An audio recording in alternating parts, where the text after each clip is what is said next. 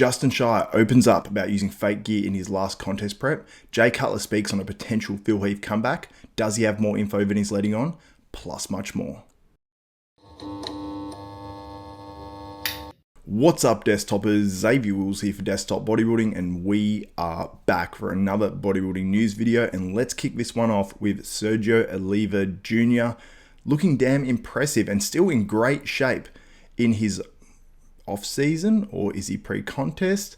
Still don't know. I've messaged Sergio and said he's looking amazing, and he said let's hit up a podcast very soon. So hopefully today or tomorrow I'm able to record one with him and the guys for Bodybuilding University that will go on Desktop Bodybuilding. So make sure you subscribe and hit the notification bell button so don't miss out on that. Looking really good. I don't know if he's competing this year, if he's taking some time off. I'm not too sure as yet what Sergio's plans are. We know he's working with Neil Hill now, was formerly working with Chris Aceto, and so far so good by this latest physique update. And let me know your thoughts. Would you like to see Sergio try to qualify for this year's Olympia and get on stage with the already incredible lineup that we have so far? And there's still plenty of shows where we're going to see potentially guys like Regan Grimes, Nathan Diasha, whole ton of names that could still qualify for this 2023 Mr Olympia.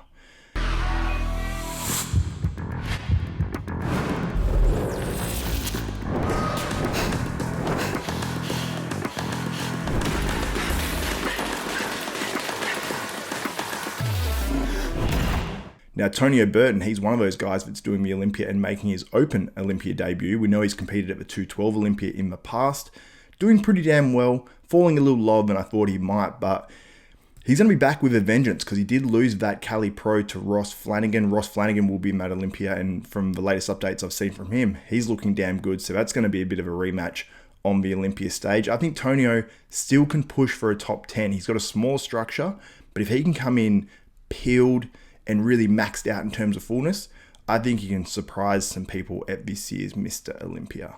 Our next update comes from Brett the Butcher Wilkin, who is also doing that Mr. Olympia, and it definitely is a chance at that top 10. And some people might even say he's more than likely to get in that top 10 by these latest updates. Looking damn impressive. You can see him in the side chest there, very, very thick. He looks like he's still got a fair way to go when he's in his side chest. Then you look at the back double bicep and look how massive this dude's shoulders and arms are right now. He's added a lot of mass to those areas. It's not like they were weak points at all before. And he has a lot of density and thickness in that back. That's where he probably needs to lean up the most, from the back and the shoulders and the arms. So when you look at the hamstrings and the calves, you see there's a decent amount of conditioning there for 12 weeks out of a Mr. Olympia. But there's just an extra level of mass on Brett Wilkin's physique. And then you see the ab and thigh, which at 12 weeks out shouldn't be the most impressive shot, but it is. His legs are looking improved to me in that shot. You can see the trailing leg there, how much mass there actually is in that leg. Now, people talk about his insertions and where they insert and how the quads look from the front. I think Brett's going to be doing whatever he can to bring that up. And when he was out here in Australia, he was training legs and he was training like a man possessed. So I cannot wait to see the Olympia debut from Brett the Butcher Wilkin. And we know he's obviously got a child now with Ivana. They're a great couple, and that baby motivation, I think it's a real thing. Now on to another guy doing a Mr. Olympia, and it's Nick Walker posing in Torture Gym out there in Las Vegas, looking as impressive as always, but it's always interesting to get a different perspective in terms of lighting in a gym, and he looks probably more impressive in this lighting than his normal posing room updates. Looking really, really good, really thick. The conditioning's right on point for 12 weeks out of a Mr. Olympia. He didn't get quite as heavy this off-season, but it looks like he's bringing even more freakiness to the stage in 2023. And it's hard for me to predict where Nick Walker's going to land because there are about 7 guys that I'm trying to fit inside the top 3 of this year's Mr. Olympia. Let me know in the comments below, where do you think Nick Walker will finish at the 2023 Mr. Olympia? Now on to 2 of those guys that I'm trying to fit into the top 3 of the Mr. Olympia, and that's Brandon Curry and Michal Krizo, both with SciTech Nutrition. This was a photo from over the weekend where people are going, Krizo's dominating Brandon Curry. Now we know Brandon comes in really, not late I'd say, but he goes out there to Kuwait, and he went out there a few weeks ago, and he just starts to completely evolve once he gets out there. He gets out there, and 2 weeks later, he adds a ton of size, and then as he goes on through that prep, he just gets bigger, harder, and just looks better day by day, week by week. So I'm not too concerned for Brandon Curry on this update. It more just shows how crazy Michal Krizo's arms are. I mean, I've heard other pro bodybuilders say Michal Krizo in person. He has some of the craziest arms in the world, if not the craziest right now. So he's probably taking that title for craziest arms. And Brandon has some crazy arms. If you've seen Brandon by himself there, you go, Brandon's looking pretty damn good. But we've got to remember as well, once they take all the kit off and they're on stage, Brandon Curry has just amazing shape. He's going to get bigger as well, probably through this prep, and look harder and just look even bubblier and freakier. But you have to give Michal Krizo his credit here because he's looking like an absolute mutant, and I think he's going to push his way into that top 10 this year. How high can he go? Let me know your thoughts in the comments below on that as well. Now on to the boogeyman Blessing Awodibu, who's going to be competing, I think, in about 4 to 5 weeks' time, probably in some of those European shows by the looks of it. Looking damn impressive in his most recent updates. I'm loving the transitions, I'm loving the posing, and the overall look to his muscle looks really, really good. Had he not competed in the Chicago Pro, I think people would be even higher on Blessing right now by these updates. Overall, very, very impressed and cannot wait to see what he does over there in Europe. Probably competing against guys like Nathan Diasher, and there's a whole ton of guys I can't even remember off the top of my head. Good Vito. And another guy, Regan Grimes. We have a 5-week out update from him here. He's doing the Italy Pro. I believe most likely, even if he probably wins it, he'll probably hopefully go on and do that European Pro as well, which is just a week or two later. Really, really good condition here, and it looks like the conditioning's come in a lot. And it's cool to see all these gyms as well have posing rooms, because you got the Dragon's Lair, you got Torture Gym, you got a whole bunch of them that have really high quality posing rooms. And Vegas is quickly becoming the mecca of bodybuilding in America. And his caption is, if Milos is smiling during posing sessions, then I know we're on the right track. Hashtag 5 weeks out, hashtag Italy pose, hashtag Italy Pro. So yeah, he's doing very, very well out there, and cannot wait to see the return of Regan Grimes. Now onto a guy who's doing the Masters Mr Olympia, who in many updates recently has really improved me. He's been a guy that's been off the scene for a while, and that's Robert Benaker. This guy was an open pro, doing pretty damn well in some shows. I'm not sure. I believe he competed at the Olympia at some stage, but I could be wrong on that, but I believe he did. He's looking absolutely massive, and I sort of start to wonder at this point, could he be a contender for the Masters Mr Olympia title against guys like Phil Heath, Kamalo Gagni, Josh Lenardowitz, who we haven't heard anything from at this point. Really impressive. He's going to bring the conditioning. He was a guy that always was massive and in condition, and if he can bring the conditioning in really, really well here, I'm not sure what the legs are looking like, but if they look good, he could potentially be a challenger to a guy like Phil Heath. Now onto a guy I'm really excited to see in 1.5 weeks' time at the 2023 Texas Pro, and that's Keone Pearson. He put the caption on this video, final package will be amazing, wait on it. And I'm looking at those hamstrings, I'm looking at the glutes, I'm looking at the taper from the waist to the back and the level of density he's got right now. And I am super, super impressed. He's working with Patrick Tour, who's always sort of been known as a conditioning guy. And that's sort of what Keone needs, because conditioning has been his downfall in the pro ranks, but he's added muscle. And Patrick Tour was on a podcast on muscular development, I believe it was, and he said that Keone was concerned because his weight just wasn't going down, and even some weeks it actually went up during his prep. And he's worrying that he's not getting in good enough condition. But I think just Keone is just so responsive right now, and he's adding muscle throughout his prep. His body just wants to grow. And we've got to remember, this is a guy that turned pro natural and was competing as a classic physique pro natural for at least some of his career. So Keone still has plenty of untapped potential. We know he's going to make the move to the Open at some point, which he actually announced on Bodybuilding University here on Desktop Bodybuilding. And I am crazy impressed by this latest update. Now onto a guy in the classic physique, Stefan NFC, as he's known on here, aka Mr Unchained, as he's also known on IG. Looking damn impressive, competing this weekend. He said he's 102 kilograms in the morning on an empty stomach without pump, on the way to Two Bros Pro event with better condition.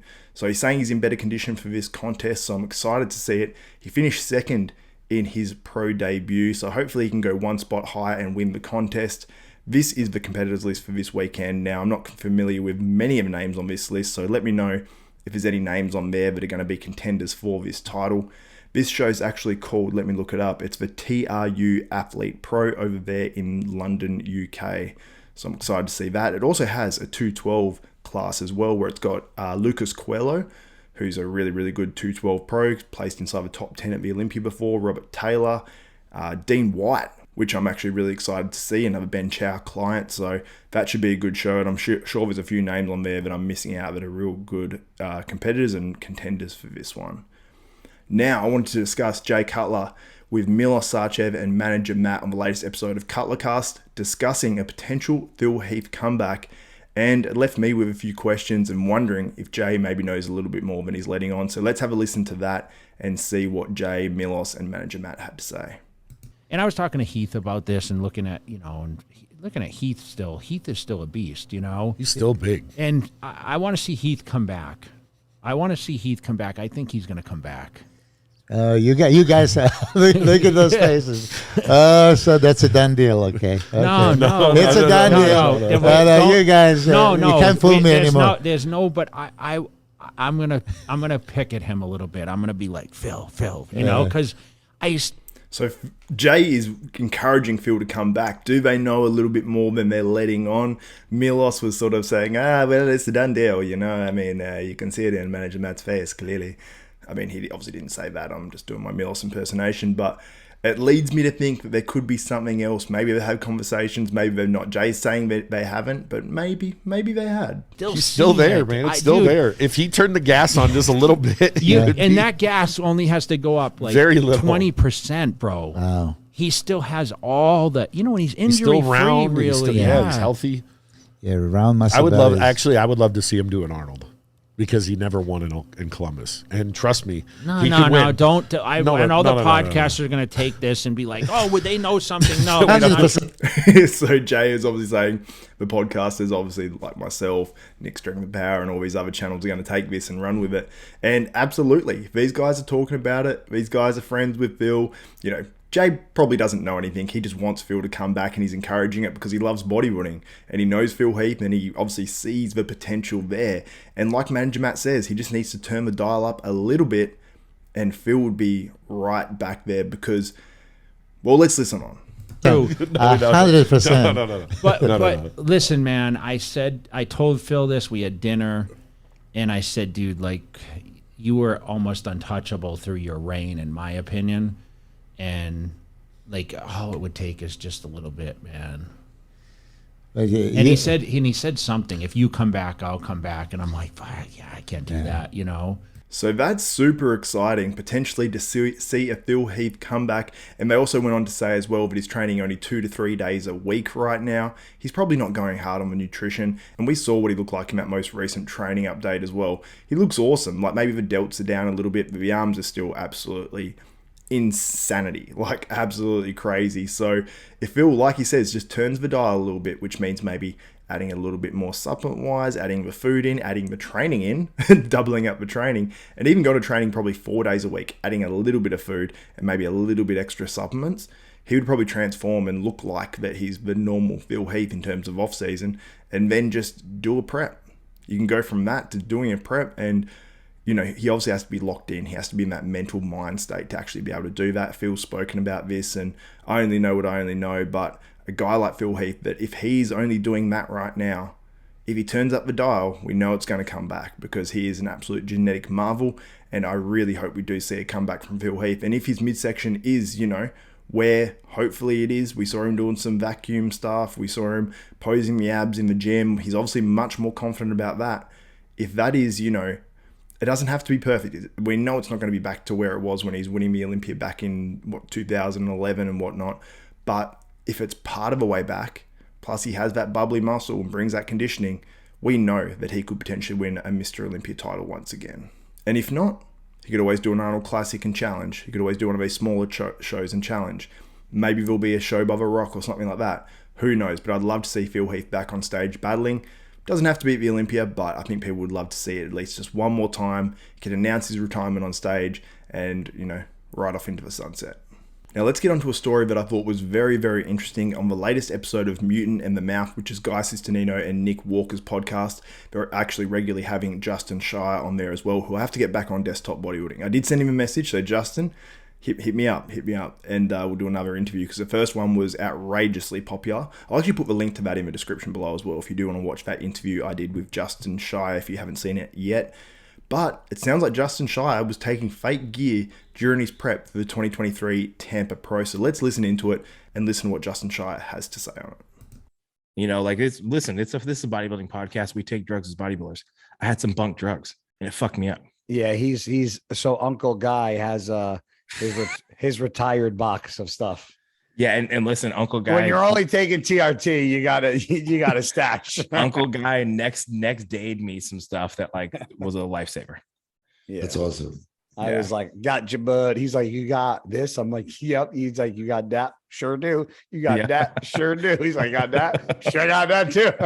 He's like, Jesus Christ, said I got retired, bro. Yeah, had it all. And yeah, it was like, oh my God, it's such a fucking. And 3 days later, he 3 days later, he texted me. He's like, bro, it's like my fucking whole body is completely changed.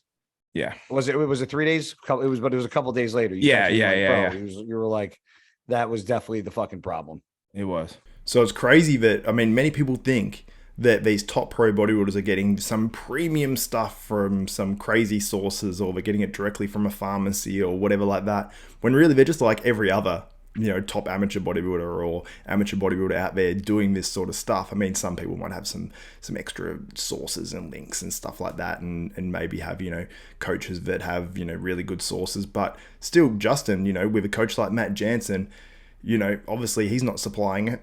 I'm sure he's not supplying anything like that. And you actually hear him say that Matt was the one who suggested, you know, hey dude, you might be getting bunk stuff. So yeah, crazy stuff. But let's listen on. And that's the worst. It was a contributing factor. And then I think like just the stress relief of that, like immediately my body started responding. Yeah. No, but dude, this is bodybuilding. Like nobody has like these perfect preps. Everyone has like a story where something happened. Like, you know, that's why I don't ever like, you know, talk about it like, oh man, well, I would have looked better, but like, and that's everybody would have looked better, but. I actually love that Justin is open about this. I'm sure some people in the comments will say, oh, Justin's making excuses. Justin won. He doesn't need to make excuses. Had he got second, he probably wouldn't have even brought this up because of the fear of, not the fear, but people saying that, oh, now he's got all the excuses. Now he's saying this. And I'm like, just let these guys say it. Like, if it's part of their prep, it is interesting, obviously, to fans. And I'm sure people are going to watch this video more based off this being in the video. So let these guys say it and don't say, oh, now you're making excuses. Let these guys have excuses. Who cares? Like, it doesn't even matter. I love that guys like Justin are actually open about this sort of stuff, because it used to be the elephant in the room. Bodybuilders wouldn't talk about it, especially pro bodybuilders wouldn't talk about this sort of stuff. But it is obvious. I mean, in other sports, it's less obvious because it's less visual. It's just more performance based, and people think, oh, maybe, you know, you could do that naturally. But it's really cool that Justin is open and honest about that. But let's listen on to a little bit more. You know? Yeah, because I mean, I switched sources, and it wasn't just I switched oils like at that 6 week out mark. Like I talked to Nick about this because so I switched everything, and it was like, fuck, what, in 10 days I dropped 13 pounds. It works good now, right? Yeah. Oh yeah. I'm all good now.